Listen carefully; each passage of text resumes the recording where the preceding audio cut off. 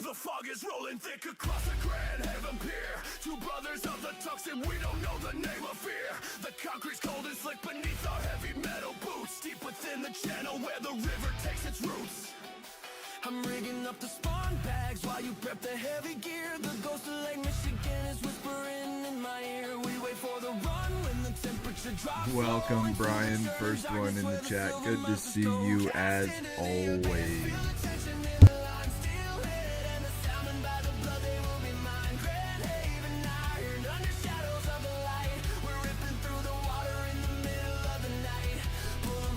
All right, for everybody getting in here right now, we are about 3 minutes from showtime, everybody. 3 minutes. So just be ready, be patient. We appreciate you, and we'll get started here shortly. I'm rigging up the spawn bags while you prep the heavy gear. The ghost of Lake Michigan is whispering in my ear. We wait for the run when the temperature drops low into the churning darkness where the silver monsters go. Cast into the abyss, feel the tension in the line, still hit. If you guys haven't seen, USA Carp Guide hoodies soon to be available on the online store for purchase.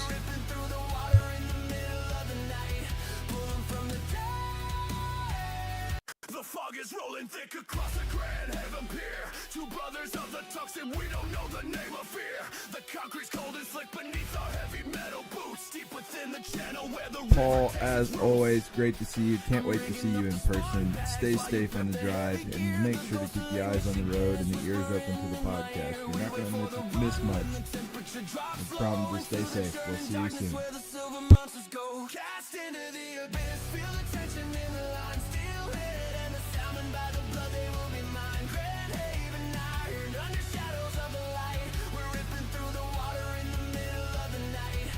Alright, if you guys haven't read the title, we've got a very special guest coming on today and making a very big announcement. We're super glad to have him here and with us today. Can't wait to share the news with you guys. I'm rigging up the spawn bags while you prep the heavy gear. The ghost of Lake Michigan is whispering in my ear. We wait for the run when the temperature drops low.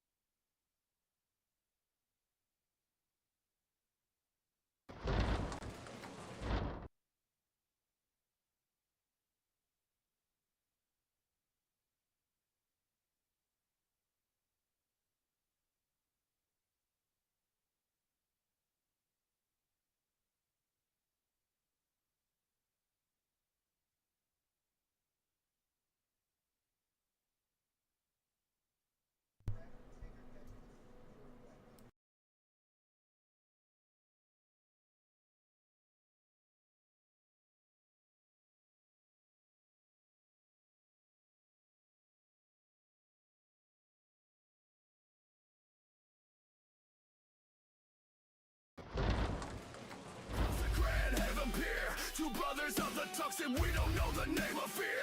The concrete's cold and slick beneath our heavy metal boots. Deep within the channel where the river takes its roots. I'm rigging up the spawn bags while you prep the heavy gear. The ghost of Lake Michigan is whispering in my ear. We wait for the run when the temperature drops low into the churning darkness where the silver monsters go. Cast into the abyss, feel the tension in the line, still hit. And the salmon by the blood, they will be mine. Grand Haven iron, under shadows of the light. We're ripping through the water in the middle of the night, pulling from the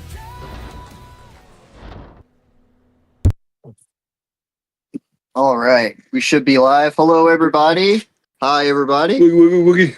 I'm Daniel Irish, as always. I am Kenny Mack, as always. Ever since I was born. Yeah, people have been calling me that my whole life. Yeah, it's that weird. Got an exciting show today. We can get rid of Daniel. Don't I look so much better looking than Daniel? That's why I'm always in the back. Yeah, no, we've got some exciting news for everyone. But before we start, let Daniel tell them a little bit about Catch. Yeah, so as you guys know, Catch is the all-in-one blueprint app. You know, you can take pictures of your swims. You can let people know, you know, exactly what bait mix is going into your swim.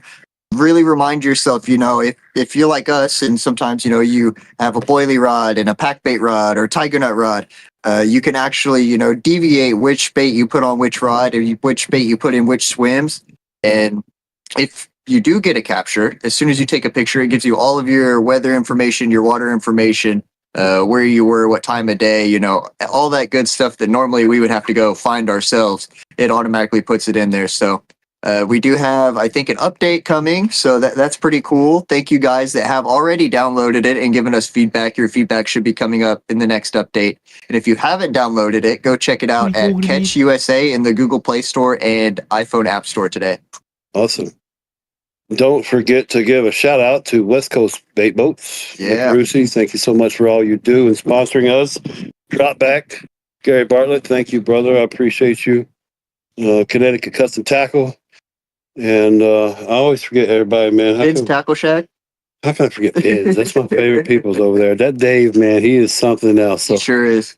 but have we brought our guest in yet? No. Okay. We would like to introduce you guys to somebody we're very excited about. I have personally been with this gentleman, and for his age, he probably knows more than 5 of us put together. Yeah. He has an incredible way of teaching. He has an incredible way of guiding, and he has joined USA Carp Guide. We couldn't be more excited. I want you guys to welcome Austin Anderson. What's up, y'all? Hi, Austin. Thanks for How you having doing, me brother? on. I'm excited. Yes, I'm very excited. I think it's a match made in heaven. I would never pretend, brother, to have the vast knowledge that you have. I would never pretend to have everything that you have in here. Now, I will say this to you. I do know Del Hollow, and I know it well. Yes. But you have been doing this daggone thing your entire life, man. Tell us a little bit about how you got started and your background, please. Well, so I grew up in the Dallas area, and I come from like a fly fishing and bass fishing background. So I always saw carp and buffalo as these big, like uncatchable fish in my waters. And I remember being like 8 and 9 years old, throwing bread out, trying to get the carp to come up and eat it off the surface, and just wishing I could catch one. And I learned how to catch them, started catching big ones at a pretty young age, and really just never looked back. I really got a buzz when I started teaching people how to catch them, though. That was the cool part. And that's what got me into guiding. And now I'm where I'm at today, been guiding for over 10 years. Yeah, I tell you, it's special what you just said because, you know, let's be honest, I'm kind of a selfish guy, you know, and I I've got a one-track mind, and I go out there after those carp, and I work hard at it, and so it's all about me.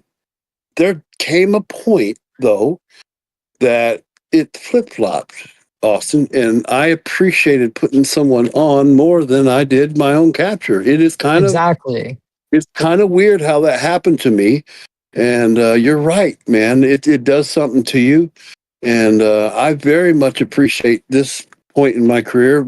This part of the fishing and guiding absolutely trips my trigger, man. Definitely. You got a little break right now, yeah? Usually we're pretty busy right here in Tennessee. Usually I'm pretty stacked. I have 8 days off right now, and I needed it because I've been going for like 3 solid weeks with no breaks. Yeah. And, we have to go stock up on bait, put new line on all the reels, and make rigs and all that kind of stuff this week. Yeah. So what is your PB in mirror, buffalo, and common? Your buffalo's like 312, right? No, the buffalo is 71 pounds, 10 ounces. My mirror PB is 3412. And then my common PB is 42.6. Nice, brother. You're blessed. You're absolutely blessed. Absolutely. I would love to see another one of those fish on the bank that size. I especially want to break that buffalo PB. I want it so bad, but I would Yeah. much rather, if I'm going to see a 75 in person, I want it to be guided. I don't really want to catch it myself, but if it happens, it Like happens. here we are again. No, that's not the same way. Yeah, that's right. That's how you feel. It's Exactly. more of a challenge. It's not less. It's more of a challenge. Definitely.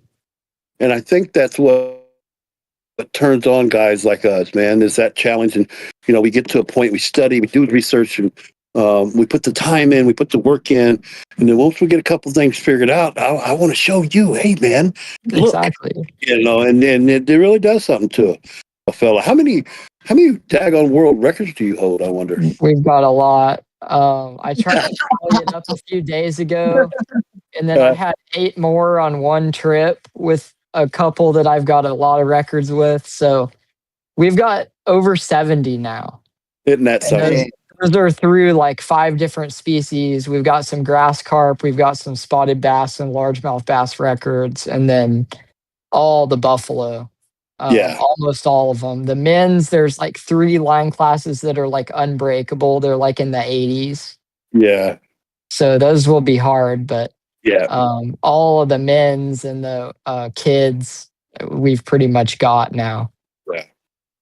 Yeah, that's I good stuff, really would man. like to get more of those really young kids, like the small fry category, because those are very breakable now.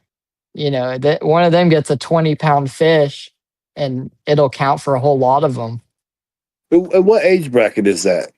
That's I think ages up to 11.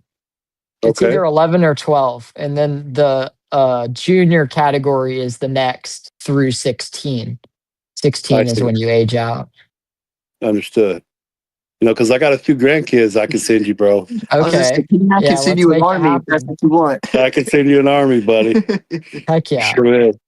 Tell us a little bit about your guide service, man, and be proud, brother. And how can someone book with you? Absolutely. So I guide on a lot of Texas lakes, mostly in the Austin, Texas area. My main guiding lake is Decker Lake. It's probably the best buffalo fishery in the world as far as like size of fish and numbers of fish. We get 40, 50, and 60-pound fish on the regular, and there's even been some 70s out of there. So that place is great. I guide on Ladybird Lake, which is one of the best carp fisheries in the U.S.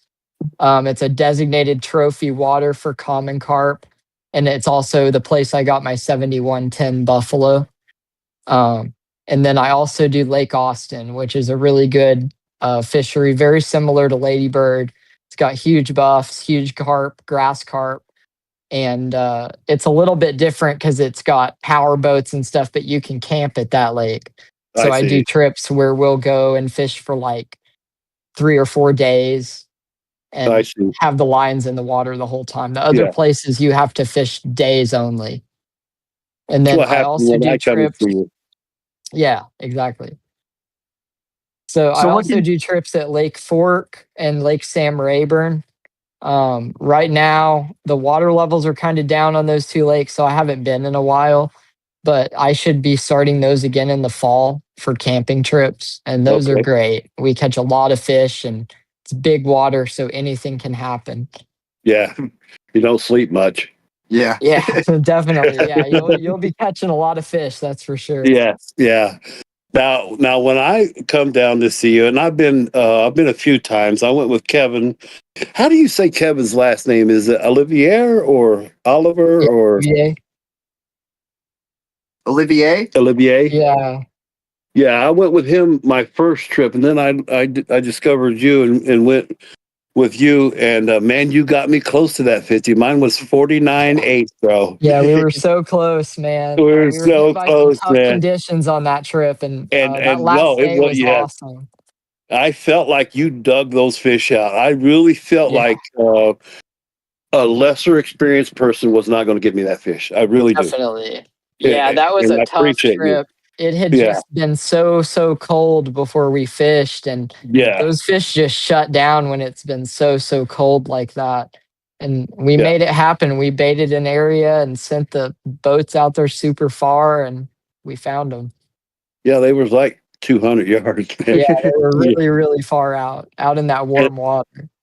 and then it was also interesting because the way you did it with us, you sent us to, or you bivvied us up at Emma Long. Yes, And you said, hey, you can still fish at night. We can still camp, but we can only fish this during the day. And I was too tuckered out to ever fish Emma Long during the evening. exactly. We Yeah, were just we tuckered were out. so tired from fishing Decker and getting up early Yeah, in the morning and yeah. battling those tough conditions because it was really, really cold. All we wanted to do was lay back in the sleeping bag when we got back. Yeah, but it was neat. Um, the concept is neat. A younger man who would definitely like this guy right here. He would definitely fish when we got Oh back. yeah, No fish all question through the about it. night. Yes, he would Yeah, fish through the night. the He'd toughest sleep thing for like about an that hour. lake is it's so good at night. That's like the only time it's really good. And we get all of our big buffalo like 3 o'clock, 4 o'clock in the morning.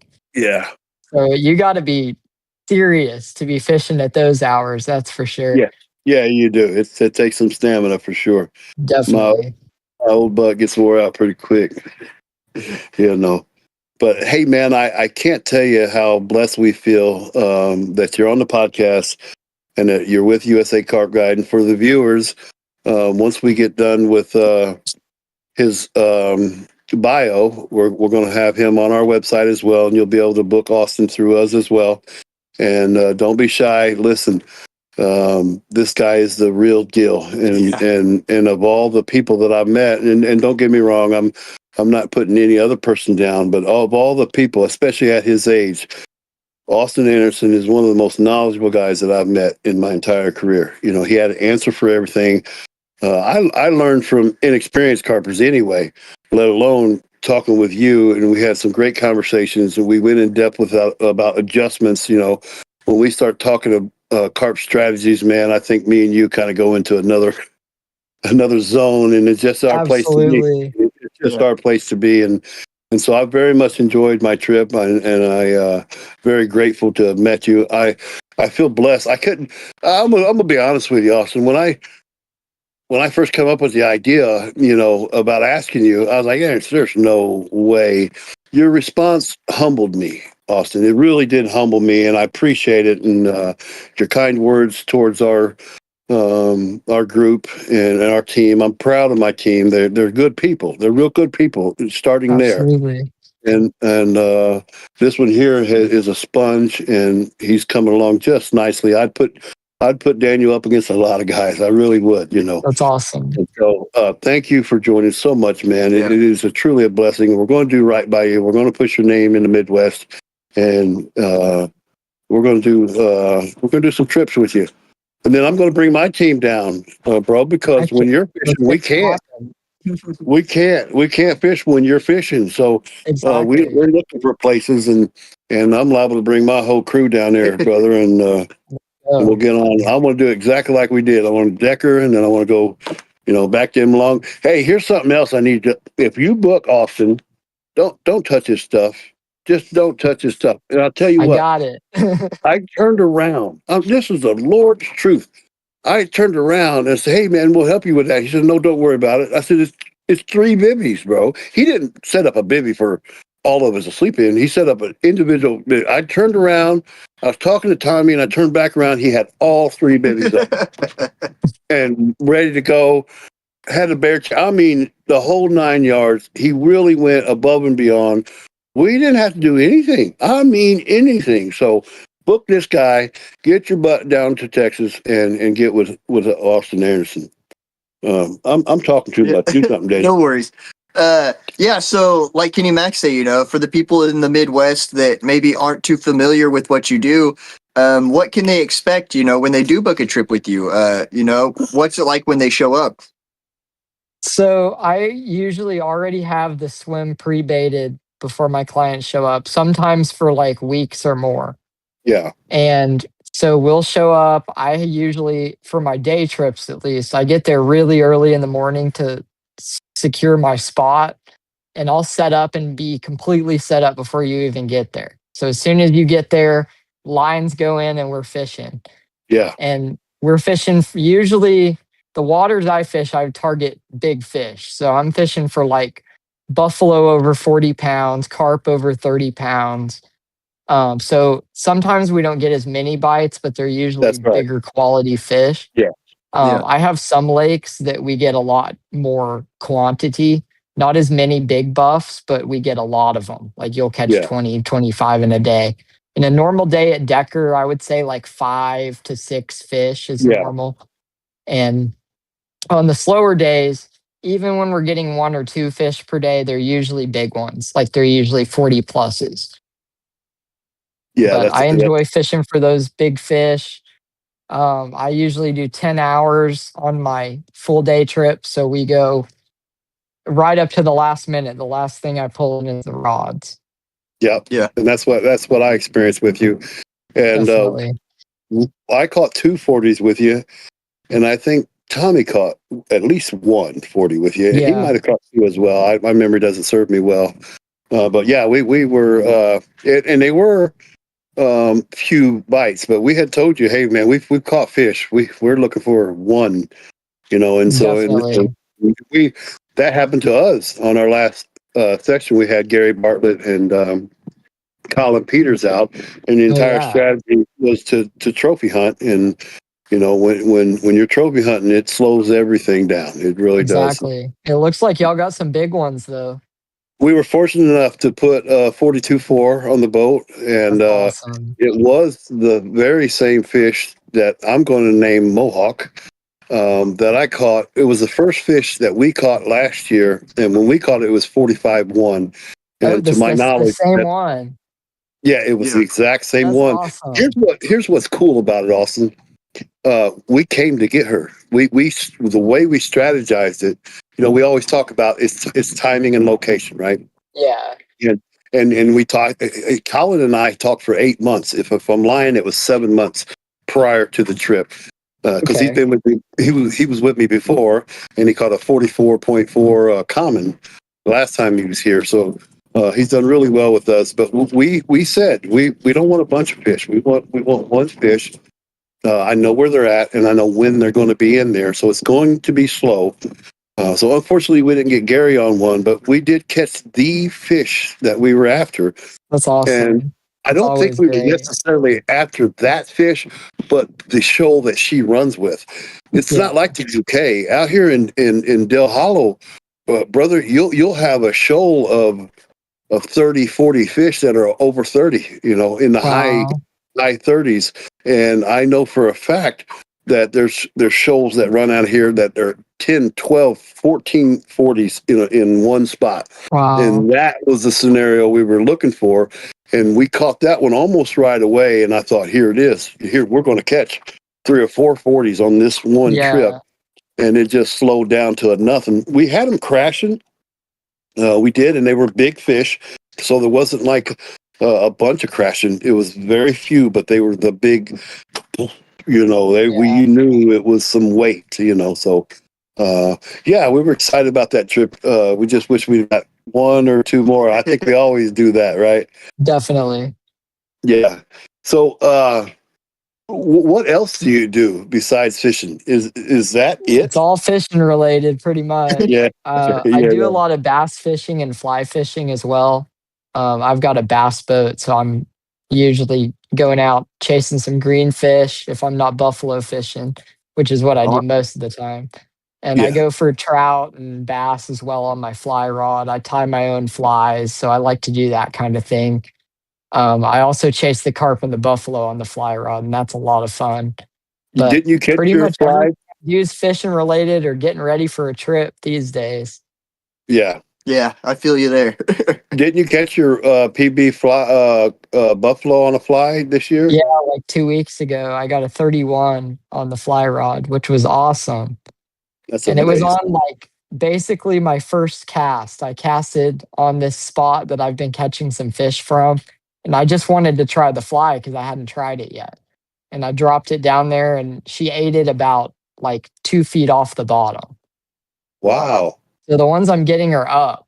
They're like up in the water. Yeah. And some of the ones that we got on this last IGFA record trip were like 4 feet from the boat.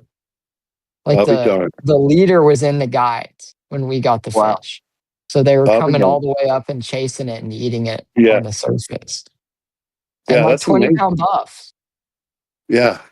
So it Yeah, was I wouldn't have really thought that. interesting. I really We wouldn't have. couldn't catch them on bait. Yeah, I want to do that too, bro. Yeah, that sounds like a lot of It's fun. fun. It's cool and it's a good spot to like learn how to fly fish because you don't have to Yeah. cast very far. You're just like dropping it down and then pulling it back up. I see. So yeah, Yeah. it's a blast. Yeah. That's awesome, man.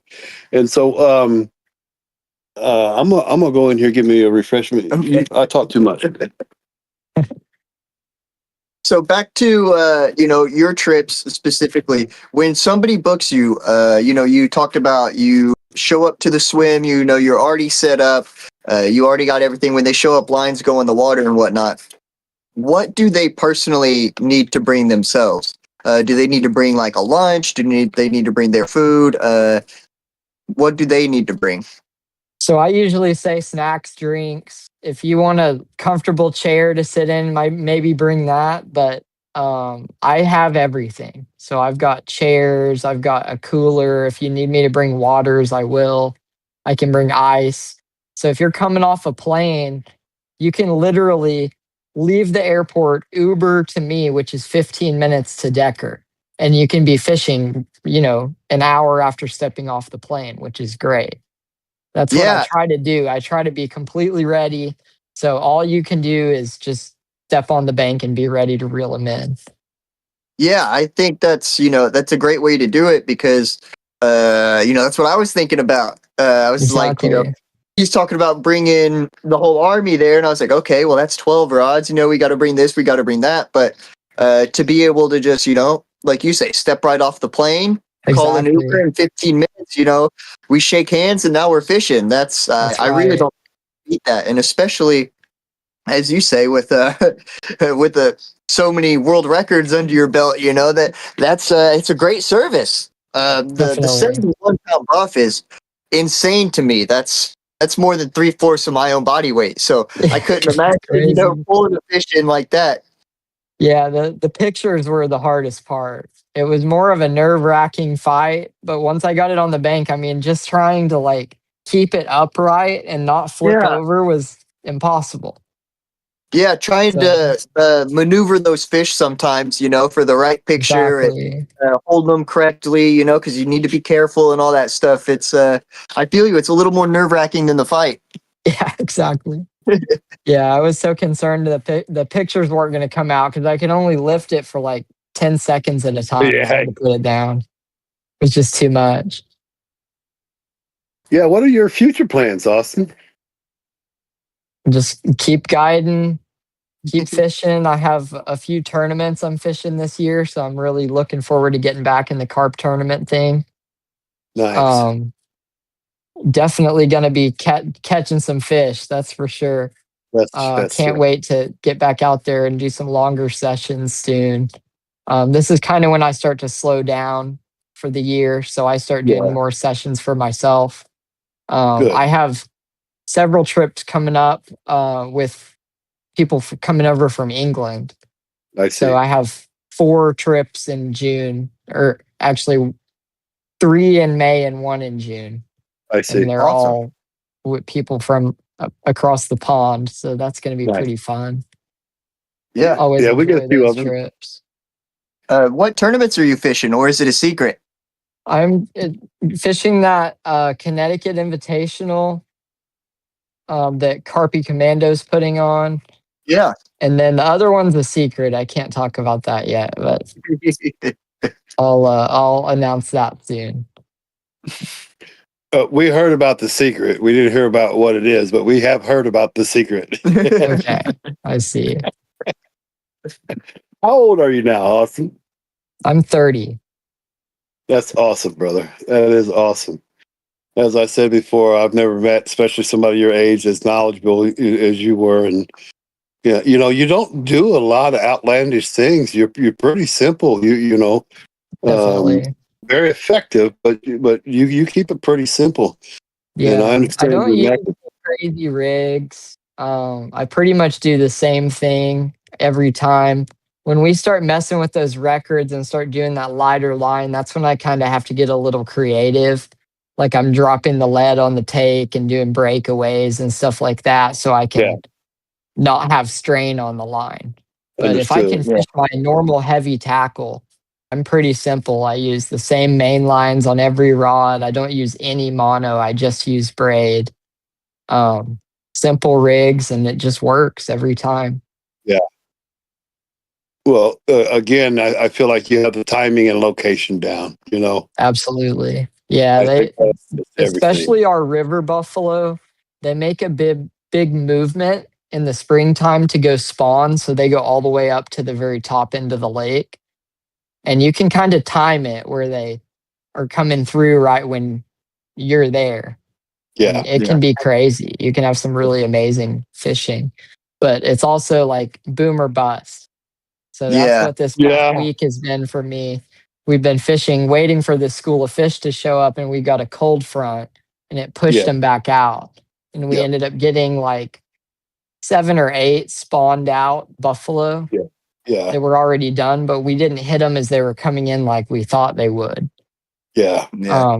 That's kind of what I'm running into at Decker as well.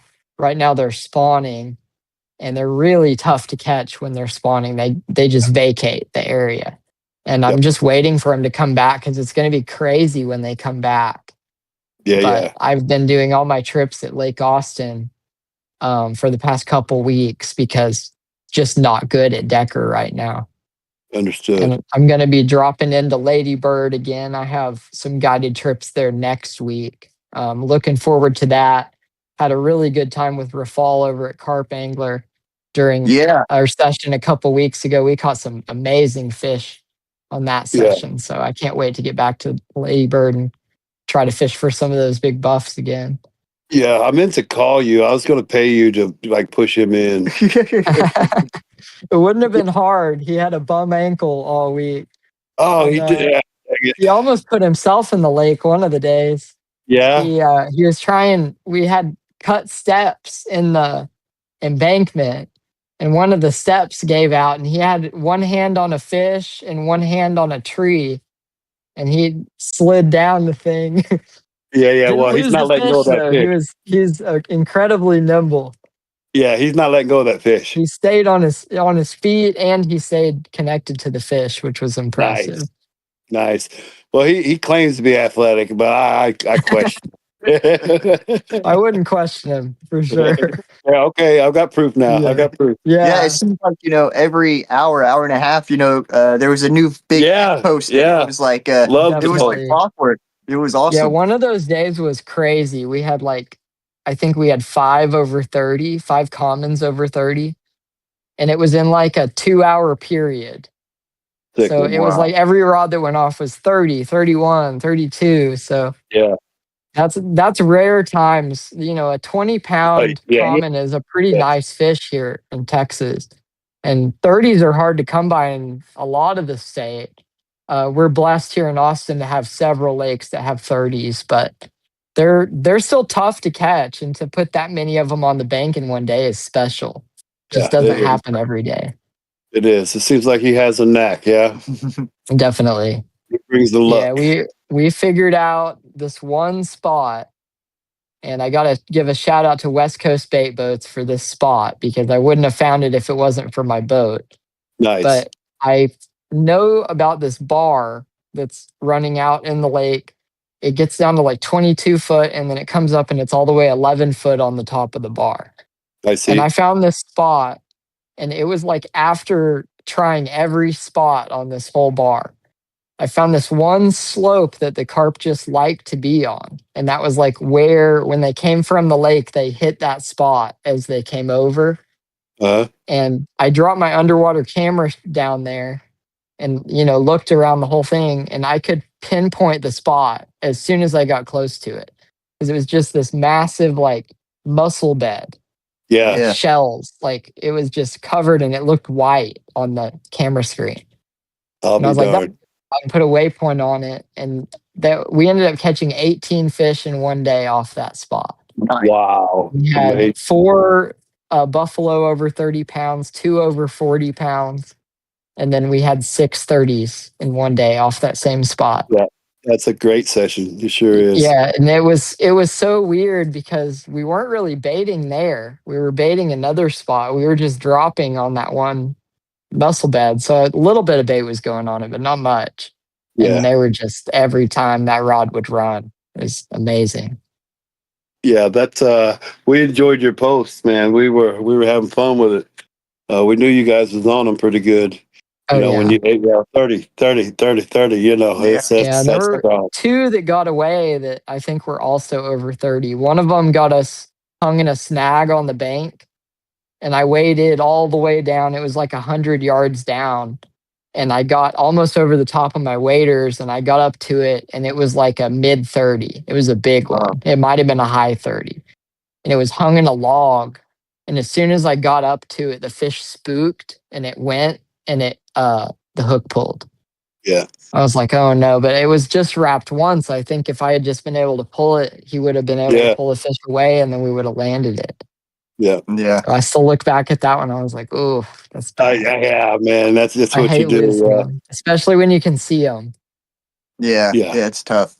What's what's one of your favorite experiences or your favorite story that you like to look back on since you've been guiding? It doesn't necessarily need to be a biggest fish or anything like that, but just one of those moments that really made your heart full. I think one of them for sure was catching the guide service record. It was a 68-pound fish out of Decker. And I was with my buddy Art Weston for that one. And he's been on a lot of trips with me. He's really put the time in, and just to see it finally come together in that moment was amazing. Yeah. And it was such a big fish. We were fishing for light line records, so we actually had my bass boat out there, and we were fishing a spot that the snags were very close by. So we decided to just fish vertical instead of like casting.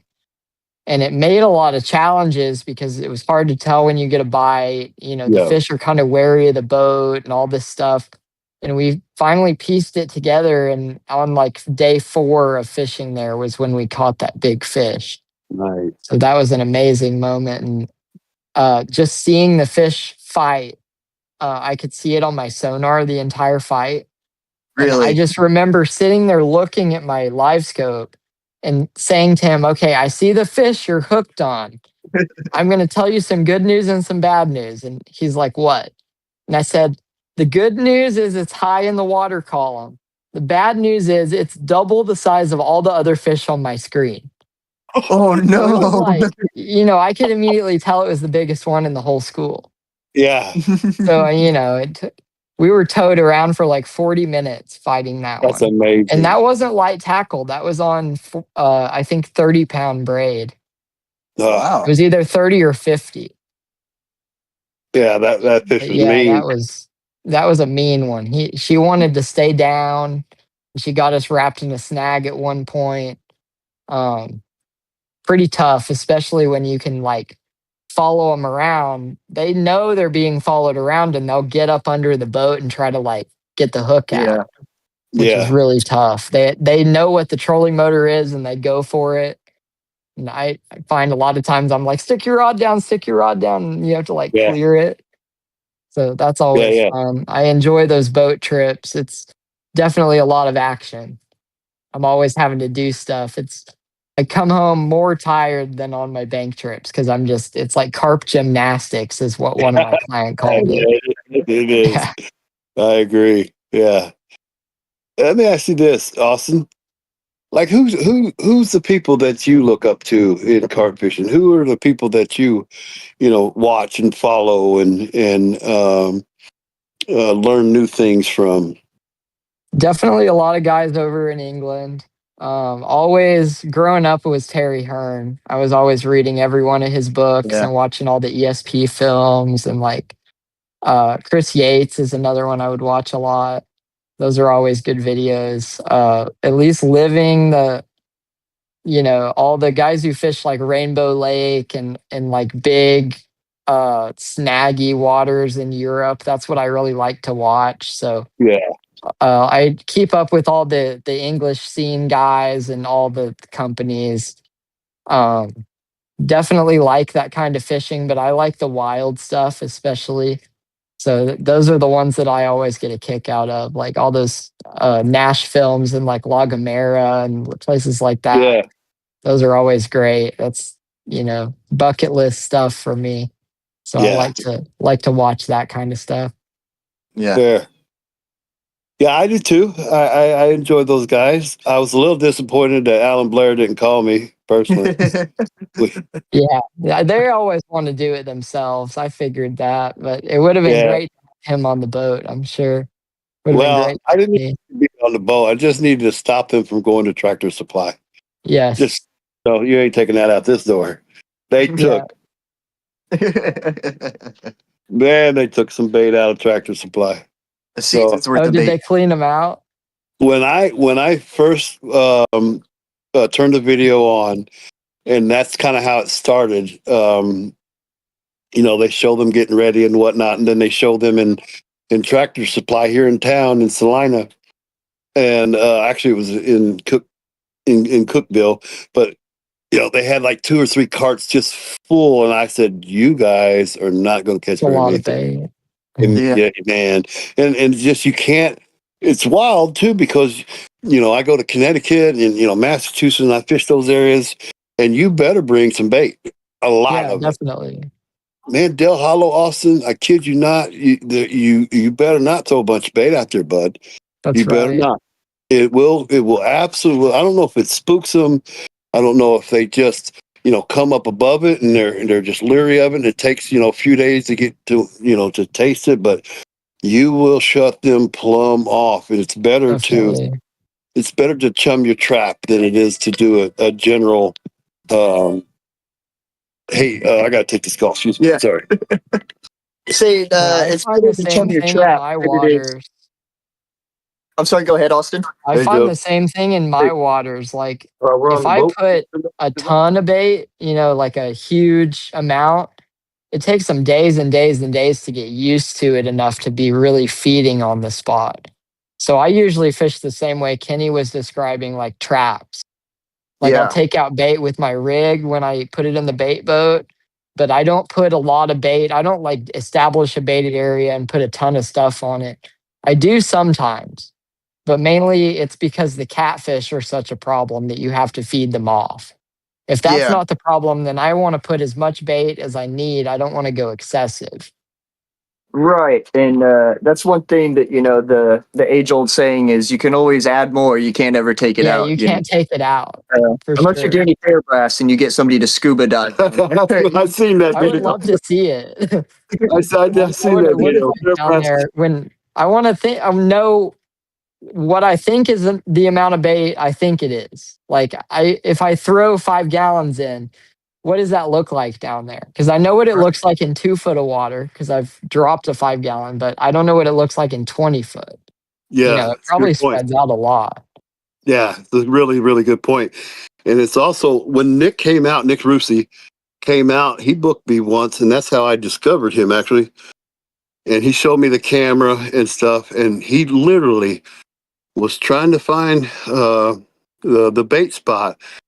And he said, "Hey, I found it." And as soon as he found it, I come over and looked at the camera. I leaned over his shoulder, and right at that time, a carp took a swipe and just Oh, like tiger really? swipe. It was the most amazing, and I seen it with my own 2 eyes in my swim on my trap. Wow. It was absolutely amazing, and that's when we were sold on the West Coast bait boat. Yeah, absolutely. It's a game changer. You It's don't game realize changer. how much of an advantage it is to see what's on the bottom. Oh my And that's gosh! the Oh only bait yeah, boat you can do it with right now. that's right. Yeah, and hey, I know you'll understand this. I don't mean to be rude, but that was a client that just called me, and I've got to meet him. I'm gonna leave Daniel here with you, Oh, no Austin. I worries. appreciate you. I got to go to work. I'm so sorry, That's all good, but I'll catch man. up to you. I'll give you a call. Sounds great. Right. Right. Let me readjust this. Now it's just us in here. Now we get to have our fun. Fuck yeah. All right. It does look like we have about 15, 20 more minutes in here. If anybody is in the chat and you do have any questions for Austin Anderson, please drop them in the chat. I'm going to pop over and see if I can't pull up the chat really fast. Okay, yeah. All right. Yeah, those, I've actually never caught a buff before. Oh, So I'd love really? to come out there and try it. Definitely. Um, They're cool fish. They're not in any way carp-like. They feed completely differently. They act yeah, completely differently. They fight different. So they're just a different thing, and they're a cool fish. They're a really yeah. cool fish. They also live a super long time. So you could be catching a fish that's 50 years old or more. Some of our fish are 70 years old. Yeah, I was, aside from all the record breaking and, dream making that you're helping come true, also, you're working with biologists and things like that, if I'm not mistaken, to, Exactly. see Yeah, how with old Texas some of Parks and these fish are. Wildlife, we're trying to figure out how old they are. And what we're finding is a lot of these fish won't be very big, but they are really old. So Yeah, some of them, it's all in the genetics of the fish, whether they get real big or not, because some of these buffalo stay about the same size their whole life. So they'll be 20 pounds or so, but they'll still yeah. be 50 years old.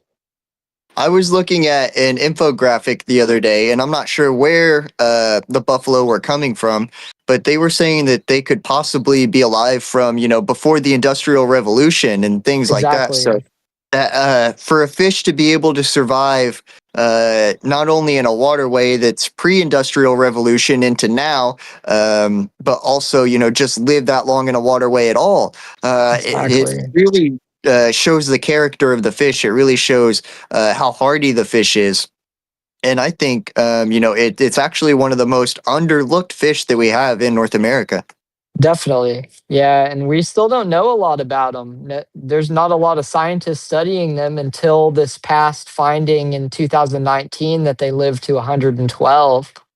Wow. Before that, nobody knew anything about them. So they're starting to conserve them in some states, which is really good to see. They just passed a bill in one of the northern states that they're protecting buffalo now, which is Yeah. great, and a lot of other species. But I'm working toward them doing something in Texas. I don't care if it's a full on, catch and release thing or if it's like a limit, but I want there to be some limit to limit people from killing those big, Yes. Yes, sir. generational fish that have been out there for 50, 60 years because it takes a long time for them to get that big. Yeah. Yeah, and that's where they differ a bit from carp, which we try to do the same thing for carp, protect them, set limits, education, things like that. The buffalo are a bit different because they do have this very long life cycle. They are a staple of the ecosystem. You look at your Texas lakes. You guys have huge largemouth bass and things like that. You got to think that this buffalo is a key reason as to why other fish are so big. It helps the ecosystem. It is, um, Exactly. yeah. I think a fish that's that big is a cornerstone, is what they call it. Yeah, you A need them. cornerstone species. So, mhm. If you don't have them around, the whole rest of the ecosystem falls apart. They're food for more types of fish than you would know. They the thing we always say is we never see small buffalo. They're about the smallest that you'll see is about 8 pounds. And it takes them like 2 seasons to get 8 pounds because a lot of them just don't make it. They're Yeah, food for the largemouth bass. They're food for the catfish, the alligator gar. Their main food source, yeah, all through evolution, was buffalo. So yeah, they're older actually, but through hundreds of millions of years, the buffalo were in the rivers and the carp, yeah. came afterward. But the alligator gar have been eating those buffalo for thousands of years. Yeah, that's pretty cool. You almost have like a whole Jurassic Park battle right there in your rivers. Exactly. So the buffalo have grown to be really tough. And, the river buffs are really warriors. They're hard to catch. They're very beat up sometimes because you have to think they're fighting that current all the time and they're fighting getting eaten. Yeah. So at So least I. in our reservoirs, we don't really have the alligator gar as much. In some of Mhm. them, we do, and they do eat the carp and buffs. At Rayburn, there's 300-pound alligator gar swimming around. Sometimes on Whoa, your swim, they're jumping and stuff. So it's a that's crazy crazy. place. Yeah, we don't have that in Austin. It's a lot more I, manicured fishing. We also don't have 13-foot gators in the lake like we do at Lake Fork and Rayburn. Yeah, that's I have a friend that bass fishes Lake Fork sometimes. That's what he said. The gators are you can hook some bass, but you got to get them through the gators. You do. You have to get them away from them. They'll chase them to the boat Yeah. almost, which is terrifying. There's this one big one out there at Lake Fork now. I see it every time I go. It lives in the back of this one creek, and I've had it cross my swim before. So it's Yeah. kind of a little scary. You definitely want to zip the door down tight at night. Oh, I bet, they'll crawl right into your bivy. I'm glad you brought up, that they are different, that they are a little bit more tricky to catch. Because as somebody, like I said, I've never caught one. And from what I hear at home, you got to, they bite a little weird. Yes. So I would like to know, as you're fishing, do you get a lot of, screaming takes, or is it more like a drop back and then you have to, catch back up to them? Or what are kind of like the buff takes like? So it's a little bit of both. The thing about the buffalo is they like to sit there and just mess with it a lot. And they especially mess with my rigs a lot because I put paste on, like my tiger nuts, I'll wrap paste around it. Yeah. So they'll sit there and just mess with it and mess with it forever. But one thing I do that's different from a lot of people is I use a very heavy lead. I'll use like a 4 ounce or 5 ounce sometimes lead. And I want to Really? really like increase the bolt effect on my rig. So I have that heavy, heavy lead, short hook length, then a Yeah. super sharp hook. And I fish it with the swivel inside so that when they take it, usually you get that bolt effect. Right. We do we do get a lot of screaming runs, surprising amount. But I think it's mainly because the buffalo get hooked and they don't really know they're hooked and they start to swim around and then they'll kind of Really? panic. Yeah, because I've had times when we don't have a beep and I pick up and reel in and there's a buffalo on there. Wow. No beeps, nothing. You just pick up and there's a buff on there. Yeah, I'm glad because that was going to be my next question. You're saying that you like to use real heavy leads, to really maximize that bolt rig effect. Exactly. And I also personally like to use short hook lengths. I like to use, about 4.5, max 5. Yeah, exactly. I just feel That's like it exactly helps the the same I mechanics. do. Yeah, it's better to have that short because they can't move as far away from the lead. Yeah, that's If I what were I've been. fishing for like 60s, 70s all the time, I would probably use a longer hook length. But for the buffalo, the short is the way to go.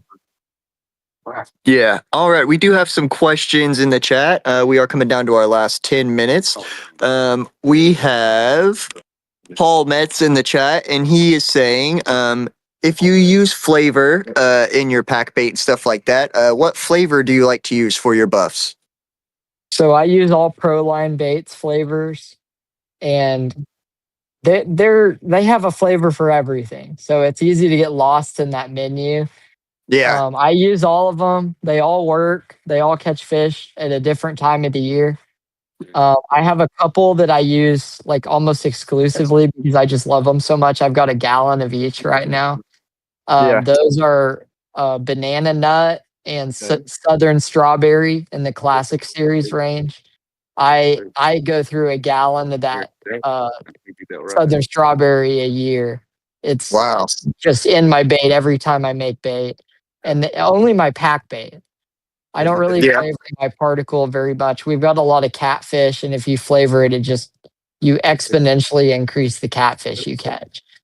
But I use a lot of like grape during the summer. Really?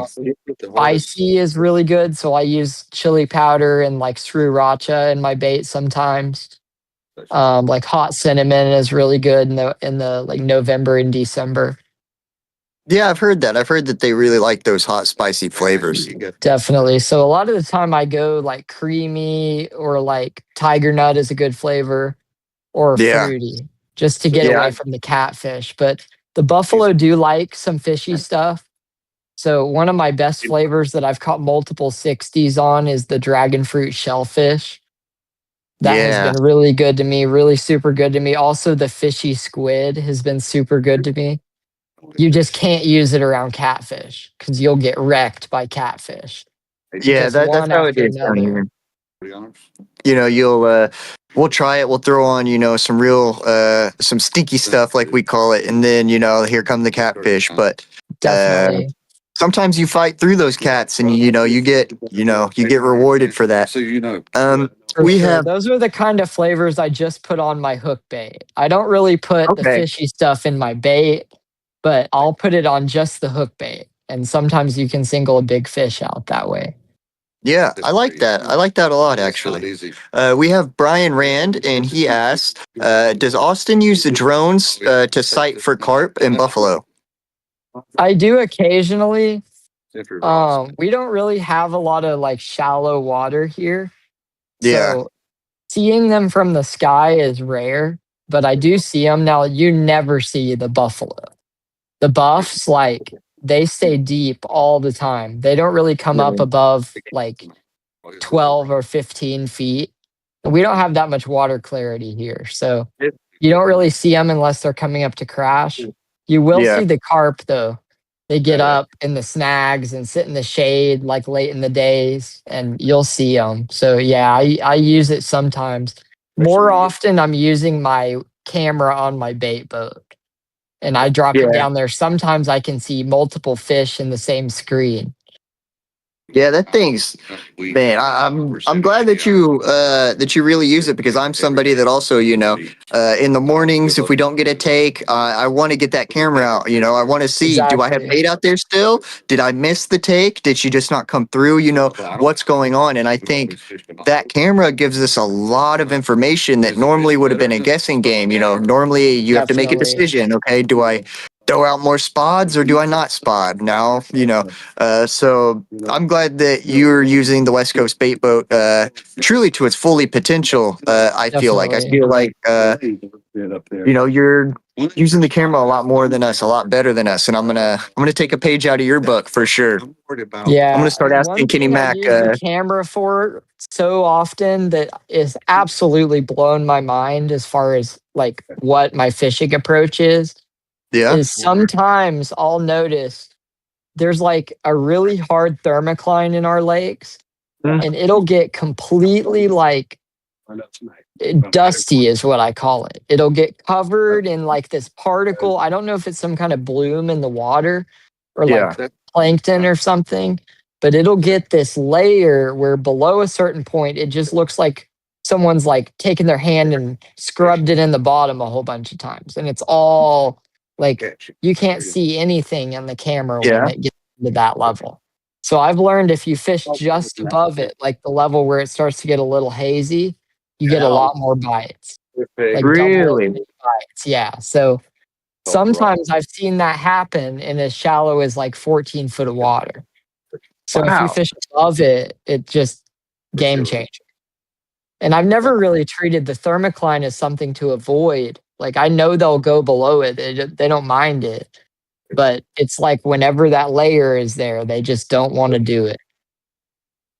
Yeah, that's something that Kenny Mac and I were actually talking about this year. Is we want to get a big thermometer and we want to drop it down the side of the boat and actually find how many feet down is the thermocline. Okay, now what do we do? Do we fish a zig? Do we fish a big pop up? Because we feel like sometimes, like you're saying, the fish are just suspended. They're going to be just above that thermocline, or now I'm going to be looking for a whole murky section. I'm going to be looking for a little, like you said, an algae bloom, a little plankton, asteroid belt, if you will. It seems like But Yeah. yeah, So it severely changes the water clarity. So I find that those buffalo feed more by sight than we know, and by sight. they really like contrast. So all Yeah. my baits I use have contrasting colors. Whether it's like a piece of a plastic corn and a tiger nut, I always use like yellow or white or pink, and just Yeah. off the tiger. So there's like a contrasting color on there for them to key in on. I also like to use white and black a lot. I think Black. they really like Okay. that contrast. It helps them find it better, especially in dirtier water. You know, black is a color that really doesn't come up too often until I ask. And pardon me if this sounds wrong, but top tier anglers like yourself. When I ask them, what toppers do you like? They say, the white, the pink, and then black. And it always intrigues me, that they're using black, and especially people swear by black at night, which I would think, Definitely. black at night you can't see anything, but apparently, the silhouette is so strong that those fish can key in on that and pick that up. So that's very, very Definitely. interesting. Yeah, I use it mostly at night.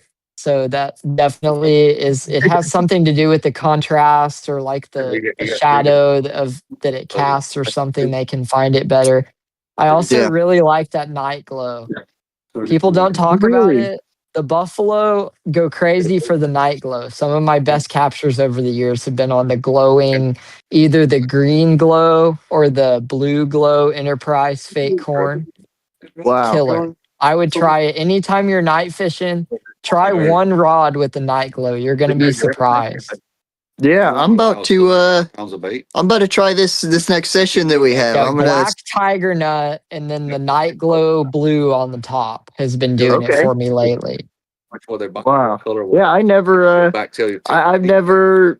see it kind of as a gimmick. The night glow, the glow in the dark, all those things. But I'll give them a try. Yeah, I'll throw I've had anything to in the hook and take try it. within a minute of throwing it out. And it's still got to be glowing because what I do is I take, the UV cure glue for Yeah. like fly tying. They have a torch for that, like a UV torch. It's like 12 Right. bucks at a fly shop. I use that to charge the glow corn because it'll Yeah. charge up really, really, really bright and then you can see it really well. And I found that if you charge it for like 5 minutes or so, like just leave it on there, Yeah. it'll stay lit for like easily an hour. Not very bright. It gets real dim, but you have to remember it's much darker in the water than it is on the surface. So it'll Yeah. just have that little green or blue glow on there and it'll cast the shadow down on your tiger nut. Killer. Yeah. That's pretty strong. That's real strong. Yeah, We it's are. enough to where I use it for my bass fishing as well. I fish at night a lot on the dock Mhm. lights, and I'll put a glow corn on my minnow, like my minnow plastic, Yeah. and it'll just give them a spot to key in on. It's like they see that glow, and then they see the silhouette of your bait, and they just nail Yeah. it. Yeah. So I it used works to for have some. anything. I used to have some glow in the dark flukes back in the day Yeah, when I used to bass that's it. a Yeah. trick right there. That and then the saltwater Berkeley gulps, like Yeah, man. these. I have one right on my desk. We're gonna. I've There tried we go. these for buffalo too, and they work. Yeah. These glow a lot brighter than the There's glow corn. back home. This is gonna be. We are starting to run out of time, but this is gonna be the last thing. There's an old man that fishes one of the ponds that I fish back at home. And he throws a bunch of blade baits and stuff like that. And he catches, 40-pound buffs on these Yeah, blade baits I've in seen the this. mouth. He Yeah, says that they're hitting them, that they're swiping at them. So it's they truly are incredible fish. They yeah, they're really, neat really fish. are They'll incredible fish. actually hunt your bait down sometimes. I catch them a lot when I'm fishing for bass on the lights, and you'll catch them on a slab spoon, like fishing for Really? stripers, popping it up off the bottom, and they'll chase it. You'll watch them on the sonar chase it up and eat it. So they Wow. definitely go for shad. It seems like sometimes vibration baits, like a chatter bait or a blade bait, like you were Yeah. saying, just triggers them. I'm not sure what it does, but they just race over and eat it, Really? especially the big mouth buffalo. They have That's like very a interesting. predatory instinct a little bit. Not as much the smallmouth buffalo. They more like if you catch one bass fishing, it's usually by accident. Yeah. But Well, definitely we the are big running out of mouths. time. Thank you very much for not only coming on our show, but thank you very much for joining our team. When Kenny Mac told me, I actually started jumping up and down in my house. Having somebody of your tier of angling, somebody with your expertise, it means the world, and not only just from your fishing, but from everybody that I talk to. They say that you're stand-up guy, that you would do anything for anybody else. So from bottom of my heart, thank you very much. I'm very, very interested in coming out and checking your operation out, and I will be asking you some questions here in the future. Hopefully I don't bug you too much. Oh, ask away. I always say if you have a question about buffalo fishing, come my way. I'll definitely help you out. But I really appreciate it, man. I can't wait for the things we're going to accomplish as a team. Yeah, brother. Yeah. And so we will be putting you on our USA Carp Guide website, but people that want to Heck check you yeah. out right now after the episode, where can they contact you? Find me on Facebook or Instagram, Texas Carp Guide, or on my website, carpprotexasguideservice.com. All And right. you can find me on Facebook, Austin Anderson. Hit me up with your questions. I'll be happy to answer them. Thank you very much, Austin. Yeah, get in contact with them if you want to get out. If you have some little ones and you want to perhaps help them break a world record, Austin Yeah, Anderson is your guy. He's got couple dozen under his belt. So thank you very much, Austin. absolutely. Thanks y'all for having me on. Have a great night, brother. You too. All right.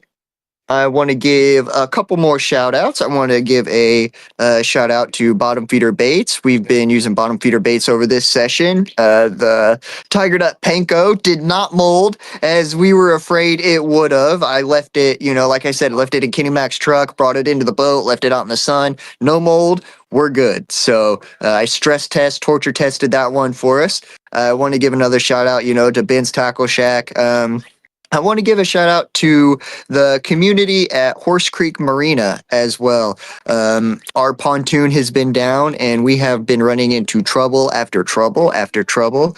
If we could stub our toe on anything and everything, we are, if that makes any sense. So the sense of community that we have felt, everybody looking after each other, things like that, bringing us gas cans, we've ran out of gas, all kinds of stuff. So thank you very much to the Horse Creek Marina and the little community around here. So thank you guys very much. I do want to give one last shout out to Austin Jones, who has been killing it on the podcast.